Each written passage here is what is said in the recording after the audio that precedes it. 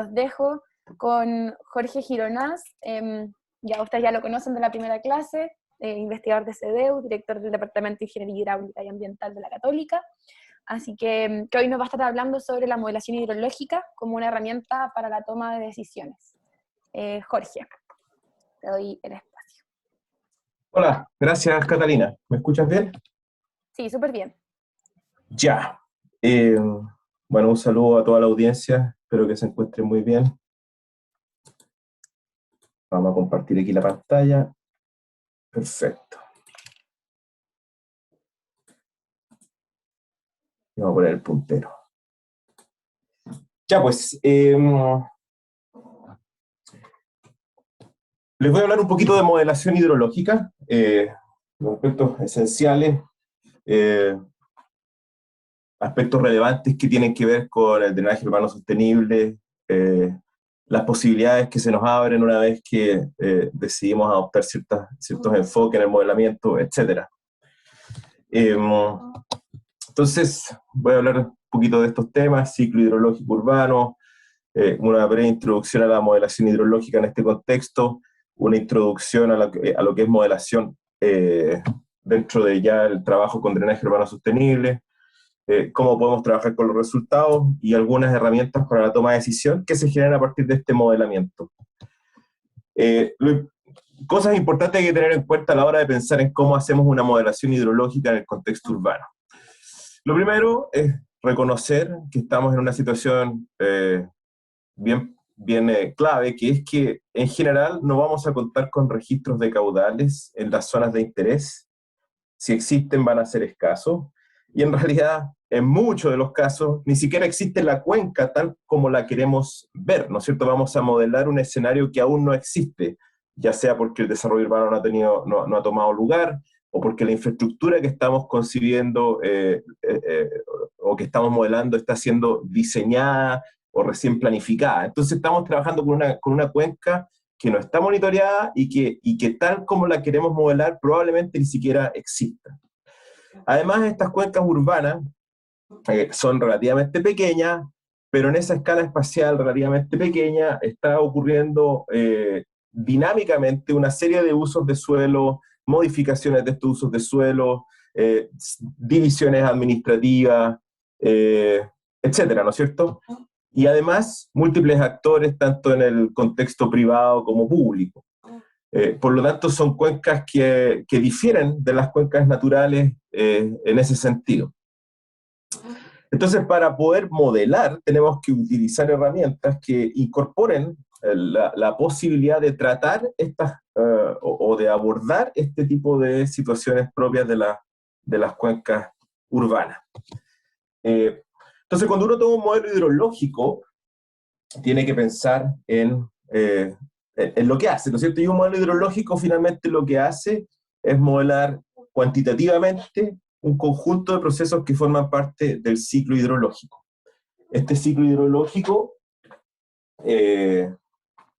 tiene varias componentes, varios procesos que están ocurriendo a nivel superficial, subsuperficial, en la atmósfera, y esta es una representación muy a lo mejor ingenieril, pero bastante, pienso yo, clara de todo lo que está ocurriendo en un lugar en particular producto de este ciclo hidrológico, ¿no es cierto? En la atmósfera se genera la precipitación, esta precipitación al caer es en parte interceptada por la vegetación o por cualquier elemento que impida su caída sobre la superficie. Si eventualmente cae en la superficie puede ya sea infiltrar o escurrir superficialmente. Si infiltra, puede seguir camino, ¿no es cierto?, a través de la percolación hacia una recarga de agua subterránea o generarse un flujo subsuperficial. Esta recarga de agua subterránea alimenta un flujo de agua subterránea que eventualmente también forma parte o llega a ser parte de este flujo superficial, subsuperficial. Este flujo eventualmente se junta con lo que está ocurriendo superficialmente y genera lo que llamamos la escorrentía superficial. Y si ya conectamos todas las contribuciones subterráneas y superficiales, tenemos lo que es la escorrentía hacia los cuerpos de agua. Por otra parte, lo que quedó interceptado o lo que quedó en el suelo es transpirado o evapotranspirado. y la suma de todos estos procesos, teniendo en cuenta que algunos son hacia arriba, hacia abajo, ¿no es cierto? Ahí en la matemática nos ayuda a resolver ese problema, nos da este balance hídrico, esta manifestación cuantitativa del ciclo hidrológico. Así que un modelo hidrológico busca representar esto, y un modelo hidrológico urbano, o en el contexto urbano, va a poner foco en los procesos más relevantes en ese tipo de ambiente. Y un poquito para hacerse la idea de cuáles son los procesos más relevantes, uno recurre a un mapita como este, que es muy popular en la literatura, que nos muestra las escalas de tiempo y espacio en las que ocurren o en las que son relevantes distintos procesos hidrológicos o distintos fenómenos hidrológicos asociados a estos procesos. Y claro, uno va a encontrar situaciones donde a larga escala espacial y temporal estamos viendo las sequías o estamos viendo los grandes acuíferos, pero a lo que nos interesa a nosotros en un modelamiento hidrológico urbano ocurre más bien a escalas espaciales y temporales relativamente pequeñas. De hecho, aquí están marcadas los elementos claves de la hidrología urbana, ¿no es cierto? Todo lo que tenga que ver con el drenaje urbano, lo que tenga que ver con aguas lluvias en general, o con fenómenos propios de la infraestructura, como por ejemplo las filtraciones desde de las conducciones artificiales. Esto ocurre en escalas de horas, ¿no es cierto? Un minuto, una hora, ya un día parece ser bastante, y en escalas de largo, que son, ¿no es cierto? Claro, que está en metro, pero si uno empieza a calcular áreas, va a encontrar que estamos hablando de cientos o tal vez miles de metros cuadrados, pero no estamos hablando de decenas de miles de metros cuadrados o algo de ese estilo, ¿no es cierto? Así que los procesos que nos interesan hay que modelarlos pensando en que las escalas espaciales y temporales relevantes son las que estoy marcando acá. ¿Okay? Así que ese es un primer desafío que impone el drenaje urbano.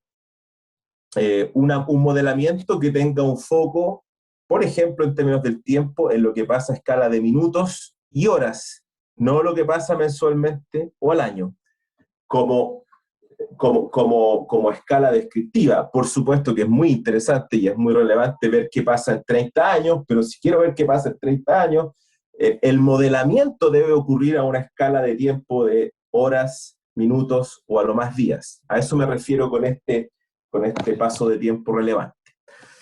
Ese es un primer aspecto. Lo segundo es pensar en por qué queremos modelar, cuál es el problema que queremos resolver, cuáles son los atributos de este problema. ¿Ya? Eso es clave. Para la selección de un modelo, la primera pregunta que hay que hacerse es ¿qué quiero modelar y para qué? Entonces, en el contexto de la hidrología urbana, lo que nos interesa es representar el impacto de la ciudad. ¿Ya? ¿Y cuál es el impacto de la ciudad? Bueno, el impacto de la ciudad básicamente significa tres grandes cambios. Hay un aumento de la impermeabilidad del suelo y de su compactación. Hay una pérdida importante de la capacidad natural de retención, una pérdida de la vegetación, y además hay una modificación, un reemplazo incluso, del sistema de drenaje natural. ¿Ah? Pasamos de un sistema que está formado por cauces y elementos con una cierta rugosidad, ciertas longitudes, sinuosidades, etc., y pasamos a otra situación con muchos elementos artificiales que son rectilíneos, de flujo más rápido, etc. Esos cambios originan consecuencias que son las que nosotros queremos evitar con un sistema de drenaje. Y esas consecuencias van desde lo más claro, evidente, obvio, hasta algo que es mucho más silencioso, pero no menos grave. Por supuesto que aumentan los volúmenes y caudales máximos escurridos, y también disminuyen los tiempos de respuesta en cualquier ambiente urbano cuando ocurre una precipitación, ¿no es cierto? Pero además están pasando otras cosas, está aumentando la cantidad y el volumen de contaminantes urbanos que circulan. Está cambiando completamente el régimen de cualquier cuerpo de agua que pase por la ciudad o que drene a la ciudad, y además estamos afectando a lo que pasa entonces en estos cuerpos de agua desde el punto de vista geomorfológico y ecológico. Entonces, si queremos construir un modelo hidrológico en un ambiente urbano, tenemos que ver cuáles son los procesos que nos interesan, cuáles son las escalas que nos interesan, y queremos producir resultados que nos permitan entender estas modificaciones para que podamos evitarlas. esta modificación inicial que les mostré es la clásica, aquí está ilustrada, ¿no es cierto? Esta es una imagen de manual de drenaje urbano, el cambio, ¿no es cierto?, de impermeabilidad, producto de la urbanización, desde el punto de vista de un evento de escorrentía, como lo indicaba, significa un aumento del caudal máximo, una reducción del tiempo de respuesta, todo fluye más rápido, y un aumento también de los volúmenes de escurrimiento. Pero esa es una parte de la historia, y nuestros modelos hidrológicos tienen que poder reproducir esto. Pero hay otra parte de la historia, que es lo que tiene que ver con esos últimos antecedentes que mencioné en mis 12 slides hacia atrás, que tienen que ver con el cambio completo del régimen de los cauces urbanos o que drenan urbes. Y eso es un tema esencial y clave en el contexto espacial en el que estamos, las ciudades del sur, donde la presencia de agua en el territorio es constante, donde hay un lago, donde hay cauces y hay agua todo el tiempo, ¿no es cierto? Y eso lo trato de ilustrar aquí, después de hablar un poquito más de esta figura. Esto es lo que se llama una curva de duración de flujo, que muestra el porcentaje del tiempo que el caudal en un cauce urbano supera un cierto valor. Entonces, antes de urbanizar, que es la línea roja, perdón, la línea verde, tenemos un cierto comportamiento, porcentajes de tiempo que se exceden ciertos caudales. Cuando urbanizo, cambio a la línea roja, y ese cambio significa que, claro, los caudales más altos ocurren más veces. O sea, el porcentaje del tiempo que los caudales superan valores altos crece, por eso la línea roja va por sobre la línea verde. Pero toda esa agua extra que está saliendo rápidamente en la forma de caudales mayores cuando llueve, tiene como contraparte una disminución de los caudales, y por eso la línea roja va por debajo de la línea verde en épocas de baja precipitación o en épocas secas, sin precipitación. Y disminuye entonces el flujo base, porque ya no hay agua para contribuir a este flujo base. Entonces, ese cambio es muy relevante si uno lo mira, por ejemplo, desde el punto de vista ecológico. No voy a explicar esta figura en detalle, pero aquí nuestros amigos ecólogos nos dicen, oye, todos los flujos que ocurren en un cauce, desde esos flujos bajos o incluso cuando no hay escurrimiento, hasta las crecidas que inundan y ocupan la planicie de inundación, tienen un rol ecológico, un rol que tiene que ver con la preservación de las especies que viven ahí adentro, el mantenimiento de las especies vegetales, etc. Entonces, si nos preocupa un tema como este, o si fuera de interés un tema como este, nuestros modelos hidrológicos debiesen poder producir este tipo de resultados, porque nos ayuda a tomar decisiones, o primero entender los impactos y tomar las decisiones sobre elementos claves, como por ejemplo la ecología fluvial. Así que son varios elementos que hay que tener en cuenta cuando uno decide modelar hidrológicamente en un ambiente urbano, ¿ya? Y espero haber transmitido la idea de que no es solo tener un modelo que es capaz de reemplazar lo permeable por lo impermeable para ver cuál es la crecida de 50 años periodo de retorno o de 2 años periodo de retorno, sino que también queremos otras cosas eventualmente. Para la construcción de modelos, básicamente existen dos enfoques. Está lo que se llama los modelos basados en simulaciones por evento y los modelos basados en simulación continua. La simulación por evento es el enfoque típico, ¿no es cierto? Es el paradigma típico en diseños de ingeniería, donde nosotros lo que decimos es, mire, vamos a simular el comportamiento hidrológico para eventos de precipitación, ¿ya? Después vemos cómo elegimos estos eventos, pero son eventos, ¿ya? Y este evento tiene una precipitación total, el evento de precipitación ocurre, el modelo debe ser capaz de definir qué finalmente escurre superficialmente, cuáles son las abstracciones que se producen, y luego esta agua disponible que escurre superficialmente o a través del sistema de drenaje, de alguna manera se propaga y se acumula hacia aguas abajo, y en algún punto de interés producimos o simulamos el hidrograma de crecida, que entre otras cosas incluye, ¿no es cierto?, el caudal máximo, muchas veces utilizado en los diseños. Ahora, cuando uno sigue este enfoque, hay ciertas situaciones que están ocurriendo y que son importantes. La hipótesis tradicional es que el el periodo de retorno o la idea de la frecuencia con lo que va a ocurrir este fenómeno, por ejemplo, esta crecida máxima, está directamente vinculada con la frecuencia o periodo de retorno de la precipitación utilizada, ¿ya? Entonces, una estimación de la crecida de 5 años de periodo de retorno se hace con este enfoque a partir de un evento de precipitación que refleja ese periodo de retorno.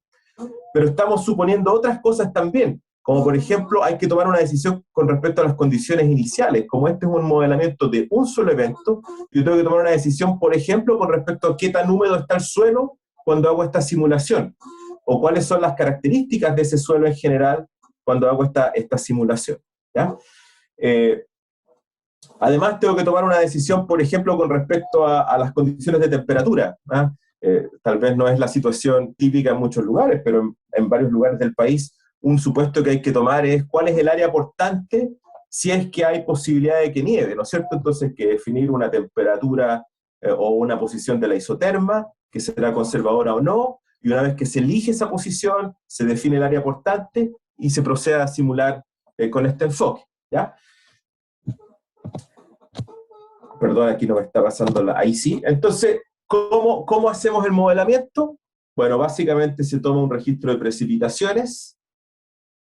Ese registro de precipitaciones se sintetiza estadísticamente mediante lo que llamamos las curvas intensidad, duración, frecuencia.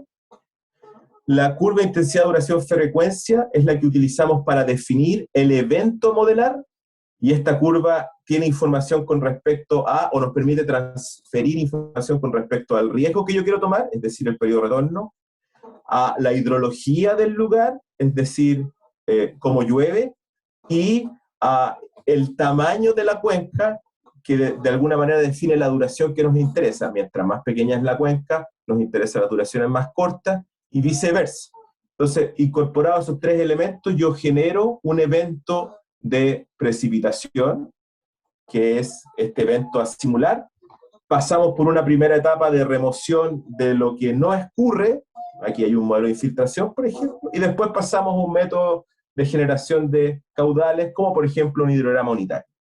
En Chile y en muchos países del mundo, por mucho tiempo, este proceso se ha simplificado bastante mediante el uso del método racional, donde usamos una tormenta no con una distribución en el tiempo, sino de intensidad constante para la duración, donde la generación de la precipitación efectiva se parametriza a través de un coeficiente único de escorrentía C, y donde lo que podemos simular es el caudal máximo, no el hidrograma completo, sino que el caudal máximo a través de la fórmula que muchos de ustedes deben conocer, C por I por A. ¿Ya? O sea, esa es la simplificación de este método, que es además el método más simple para modelar. En el caso de la simulación continua, el paradigma es bastante distinto, porque yo no hago un tratamiento estadístico de las precipitaciones para sintetizarlas, sino que uso completamente el registro de precipitaciones que yo tengo disponible. Es más, en algunos lugares no solo uso información de precipitaciones en la forma de un registro, sino que puedo usar información de temperatura, por ejemplo. Entonces ya no hay un supuesto conservador o no conservador de cuál es la temperatura o cuál es la isoterma. Yo lo que hago es simular el comportamiento dinámico de esta temperatura y de esta precipitación. Y por ende, el resultado que yo obtengo no es un hidrograma único, sino que es un hidrograma que refleja el comportamiento en un continuo de tiempo, ¿ah? Que es lo que estoy tratando de ilustrar aquí en la figura que está arriba a la derecha, ¿ya? Antes tenía una respuesta única, un caudal único, ahora tengo una respuesta que varía en el tiempo. Y sobre esto yo puedo hacer un análisis estadístico y decir, bueno, ¿cada cuánto tiempo espero un cierto caudal en este lugar? ¿O cuál es la crecida de un cierto periodo de retorno? ¿Okay? Entonces, no hay una simplificación estadística a priori, sino que más bien hay un tratamiento estadístico a posteriori para generar la información que me interesa. Esa es la simulación continua, y las herramientas para trabajar con estas simulaciones continuas existen, y en el caso nacional, y este es más bien el caso internacional también, una de las herramientas más utilizadas, entre otras cosas porque es gratis, ¿no es cierto?, es el modelo SWIM, que es capaz de simular en forma continua, también por eventos, pero en forma continua, lo que está pasando en una cuenca y lo que está pasando una vez que yo tomo una decisión de diseño. ¿Ya? Este modelo SWIM, si se fijan, representa muchos de los aspectos que vimos en esta descripción del ciclo hidrológico. Es capaz de tomar la precipitación, transformarla eventualmente en nieve y derretirla, hacerla caer sobre la superficie, que desde esa superficie se infiltre o se evapore. Lo que no se infiltre o evapore y pueda escurrir lo podemos controlar con algún sistema de drenaje urbano sostenible, de infiltración. Podemos además simular el lavado, con esta escorrentía superficial que ocurre, el lavado de contaminantes que se ha ido acumulando según alguna ecuación que uno describe. Finalmente la escorrentía llega a formar parte del flujo en elementos de conducción y almacenamiento, puede incorporar flujos que no son producidos por las lluvias, pero que sí ocurren, como por ejemplo un flujo sanitario en un sistema combinado, y eventualmente puedo llevar esto a elementos de tratamiento y disposición. Por otro lado, puedo además contribuir con agua subterránea a el flujo en estos elementos de conducción y almacenamiento, de manera de tener también incorporado lo que pasa en la subsuperficie. Así que el modelo SWIM se ha transformado en un estándar interesante, útil, que tiene una buena literatura detrás de apoyo, que es gratis y que tiene una interfaz relativamente simple de utilizar. ¿Qué pasa con la modelación hidrológica, pero con un foco además en el drenaje urbano sostenible?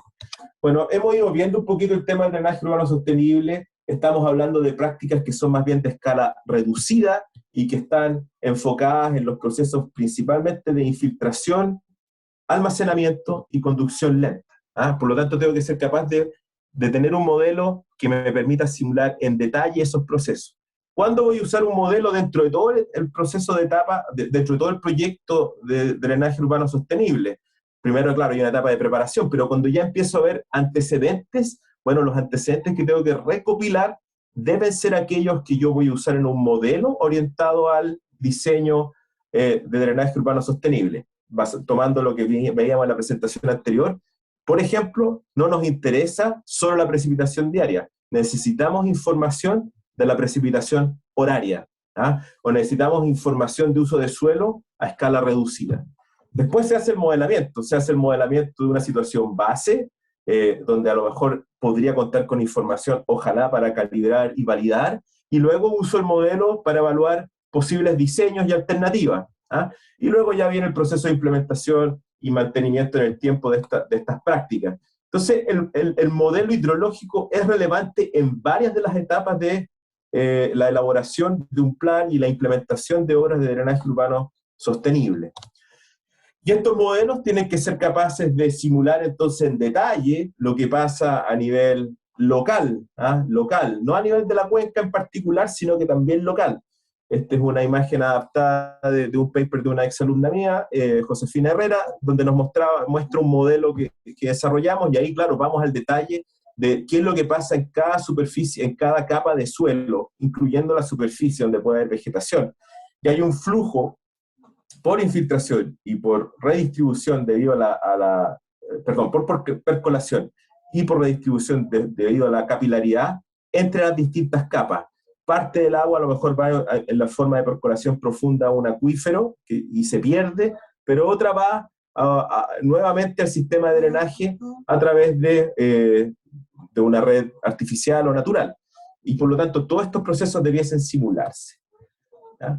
Hay varios modelos que hacen esto, y últimamente, o en los últimos 10 años, SWIM ha ido mejorando la representación de elementos de drenaje urbano sostenible, y ahí tiene un listado de todas las posibilidades.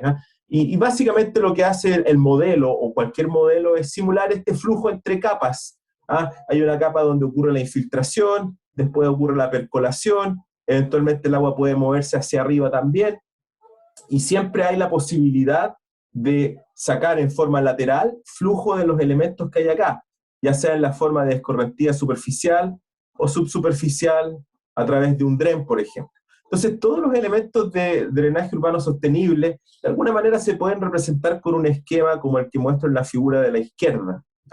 Y lo que hay que decidir es cómo parametrizar los distintos elementos que forman parte de esta representación conceptual que difiere, ¿no es cierto?, según las prácticas. En SWIM ustedes pueden modelar barriles de aguas lluvias, celdas de biorretención, zanjas vegetadas para el escurrimiento, zanjas de infiltración, techos verdes, jardines de infiltración y pavimentos permeables. Entonces los modelos hidrológicos, en particular SWIM, con el foco en drenaje urbano, están incorporando estos elementos que son básicamente conceptualizados a través de una representación como las que les muestro acá, donde se tiene que cumplir balance de masa y cierta ecuación hidrológica de almacenamiento.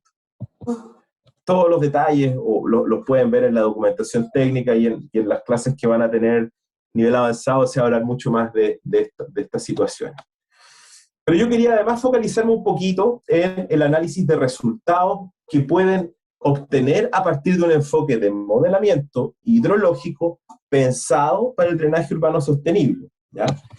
Lo primero que pueden hacer, obviamente, es no solo tener el valor del caudal máximo, que es lo que tendrían con el método racional, sino el hidrograma completo.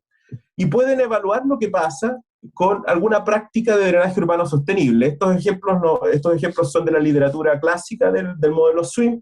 Aquí, por ejemplo, se está mostrando el efecto de estas celdas de biorretención implementadas en una calle, 3 y 5 planters en este caso significa más o menos de estas celdas disponibles en la calle, y se evalúa el hidrograma resultante frente a un evento comparado con lo que ocurre si no está implementada esta práctica, ¿no es cierto? Entonces, con un modelo de este tipo ustedes pueden ver cuánto baja el caudal, cuánto baja el volumen, cuánto se retarda la ocurrencia del caudal máximo, etc.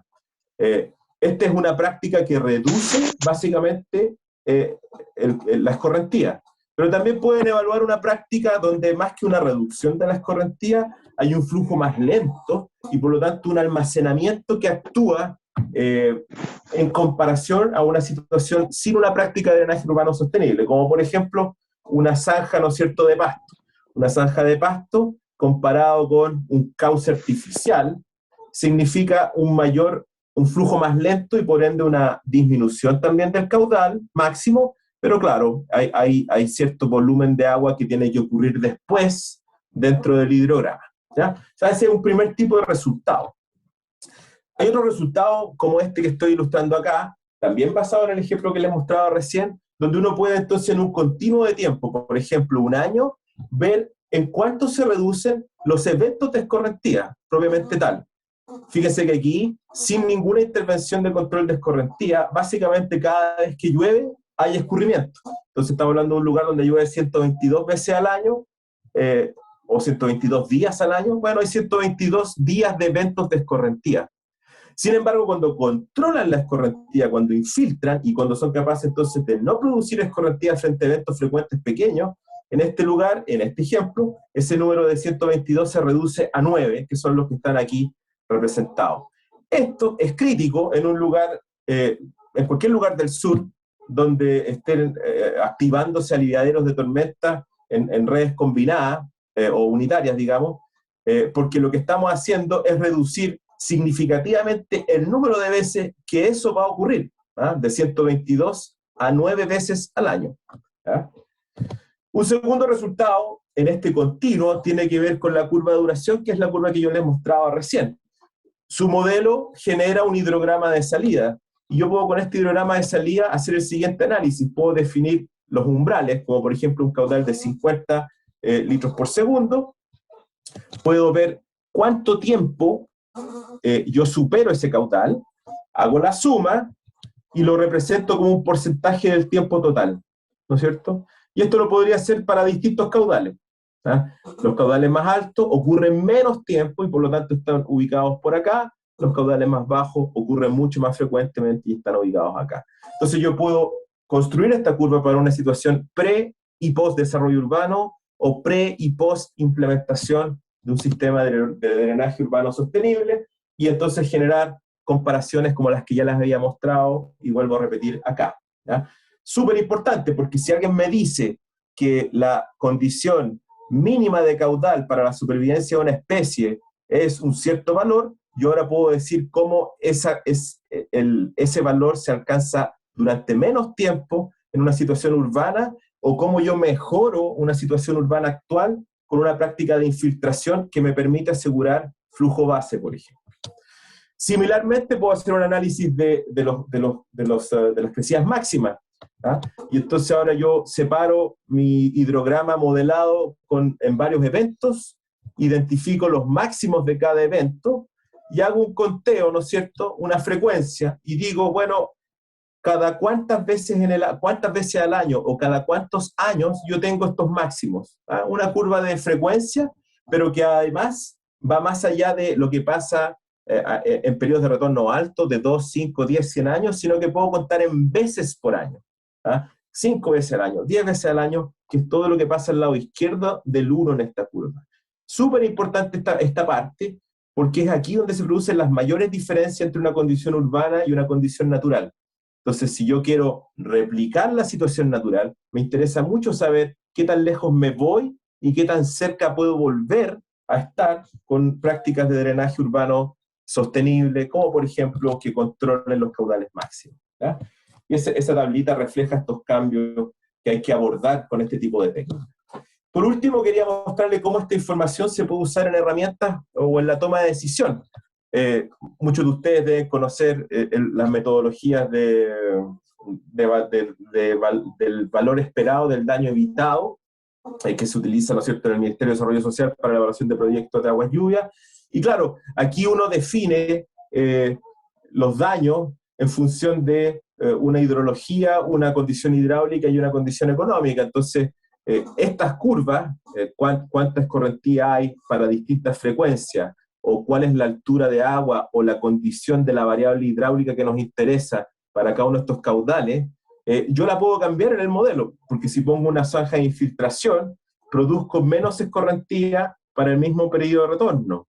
O si pongo una zanja un canal de pasto, también cambio la hidráulica del fenómeno. Entonces, desde ese punto de vista, yo puedo mejorar no solo tal vez lo hidráulico, que es lo típicamente que hacemos, ¿no es cierto? Impermeabilicemos un cauce para que haya más transporte de agua con la misma altura hidráulica. Puedo representar otras situaciones, pero además me puedo salir de la lógica de tratar de ver qué pasa con un evento esperado, y puedo hacer el continuo, puedo simular 30 años de precipitación, y para cada evento ver cuál es el comportamiento de la altura del agua, y para cada altura de agua ver cuánta plata hay asociada con la metodología del Ministerio de Desarrollo Social. O sea, se abren enormes oportunidades con este enfoque de modelamiento continuo. Uno puede hacer una evaluación como la que está acá, que viene de un trabajo que hicimos con una alumna, Valentina Cerda, que ella estudió el rol del drenaje urbano sostenible en el control de escorrentía, y gráficamente presentó este resultado que es muy interesante. Si uno usara un conducto de 300 milímetros, por ejemplo, en el continuo de 40 años, en este caso estamos en Santiago, yo puedo controlar un 75% de los eventos. ¿Ah? Hay un 25% de los eventos que va a hacer colapsar este colector de 300. Para poder controlar el 100% de los eventos sin ninguna práctica de drenaje urbano sostenible, es decir, simplemente transportando las escorrentías que se produzcan en la cuenca, necesito un conducto de 600 milímetros. Si yo controlo la cantidad de escorrentía mediante prácticas de infiltración y almacenamiento, esta curva verde es la que se genera, y ya con un tubo de 250 milímetros podría llevar agua de manera de evitar que haya eventos que inunden la zona de estudio. O sea, hay una ganancia importante producto del control de escorrentía, y esto lo produjimos con una simulación continua. Con una simulación continua y algunas estimaciones propias de la ingeniería de transporte, podemos estimar la cantidad de horas, por ejemplo, que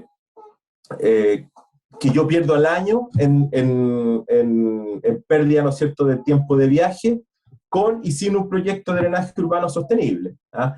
Estas son curvas que se generan, ¿no es cierto? Aquí nos indican las curvas cuál es la velocidad de flujo para distintas profundidades de inundación y distintos vehículos o personas, ¿no es cierto?, o bicicletas, en calles de alto tráfico y de bajo tráfico. Así que si yo tomo esta información y la combino con el comportamiento dinámico de la hidráulica en las calles, que hemos modelado con un modelo como el que les mostré recién, podemos estimar retrasos en tiempos de viaje para un vehículo, para el transporte público, para una bicicleta con y sin proyecto, y expresar eso, por ejemplo, en horas por año. ¿Ah? Súper interesante, porque aquí no importa solamente la altura de agua, sino que estoy contando cuánto tiempo supero dicha altura de agua. ¿Ah? O puedo, y con esto termino, mostrar el tiempo en que hay distintas calles que están inundadas en términos de horas por año. Entonces aquí ustedes ven que sin proyecto de drenaje urbano sostenible hay algunos elementos, algunas calles que pueden estar inundadas 20 horas al año o 30 horas al año, mientras que si elaboramos un sistema de drenaje urbano sostenible, reducimos todas esas grandes duraciones de inundación, y claro, tenemos algunas calles que se inundan más veces, tenemos más calles que se inundan, pero con duraciones más cortas. ¿Ah? O sea, uno puede hacer un trade-off, un balance, y estudiar eso con una simulación continua. Con eso quiero terminar. Espero haberles transmitido este mensaje de que la modelación hidrológica en ambientes urbanos requiere de herramientas especiales, y que estas herramientas especiales nos permiten hacer muchas cosas que a lo mejor no hemos estado haciendo con los enfoques tradicionales que hemos tenido, porque el foco siempre ha sido el caudal máximo a transportar, pero tenemos muchas posibilidades para ver otros fenómenos y además para ver cómo se comporta en el continuo del tiempo. Muchas gracias.